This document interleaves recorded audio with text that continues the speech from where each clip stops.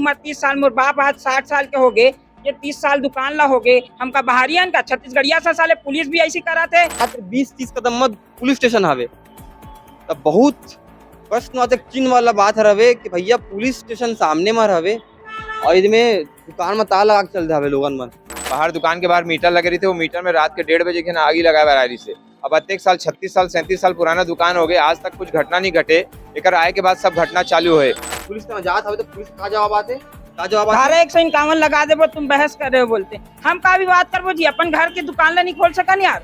शासन ला ध्यान देना चाहिए। हम तो सब जगह कंप्लेन करे हैं, मुख्यमंत्री, गृह मंत्री। लास्ट टाइम भी यही कहा था कि व्यक्ति जो है निरंतर माहौल को खराब कर रहा है। होता ये है कि पीड़ित हम होते हैं और प्रताड़ित भी हम ही होते हैं। और यहाँ बाहरी आदमी आके गुंडागर्दी कराते का, हम जेन खान नहीं थी का, छत्तीसगढ़ के आदमी का भीख मांगी रोड में।